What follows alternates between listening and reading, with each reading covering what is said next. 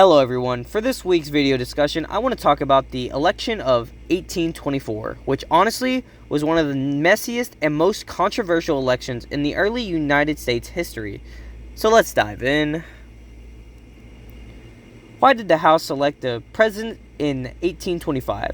So the reason the House had to step in and choose the president in 1825 was because no candidate got the majority of the electoral votes. That's something we don't really see much of today, but back then it was totally possible. There are four major candidates: Andrew Jackson, John Quincy Adams, William Crawford, and Henry Clay. Jackson actually got most of the electoral votes and most of the popular votes, but he didn't get majority needed to win outright. And in the Constitution, if it says no one gets majority of the electoral votes, the House of Representatives decide the winner.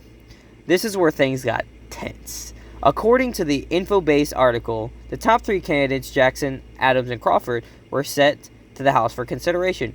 Clay was out of the runnings for being last in all the voting, but as Speaker of the House, he still had major influence on how things would go down.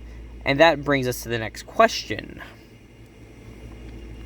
Why did Henry Clay endorse John Quincy Adams rather than Andrew Jackson in the House election? This part of the election straight up feels like a political drama. Henry Clay and Andrew Jackson didn't really see eye to eye. Clay believed Jackson was too underqualified for the presidency. He had military frame, but not too much political experience. And in the lecture, it pointed out that Clay was worried about what kind of leadership Jackson would bring. He saw more of a strong man than a thoughtful leader. Plus, Clay and Adams agreed on a lot of policy ideas, especially around internal improvements like roads, canals, and education. So basically, they both supported what later would be called the American system. Clay ended up throwing his support behind Adams, and not long after, Adams named Clay his Secretary of State, which looked super suspicious and led to the accusations of corrupt bargain. Like they made some secret deal behind closed doors. And whether or not that's true, it definitely gave Jackson and his supporters a fuel for outrage.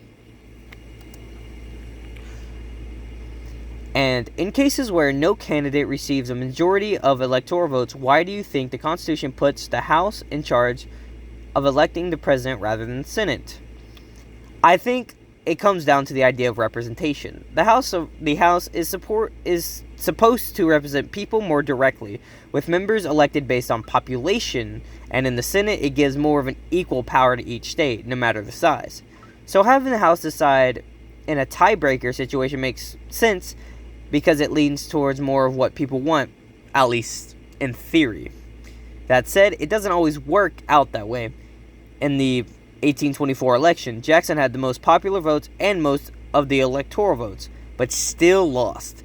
So even though the Constitution gives the House power, it's still a political progress, and that opens up doors for deals, rivalries, and behind-the-scene maneuvering, like what happened with Clay and Adams.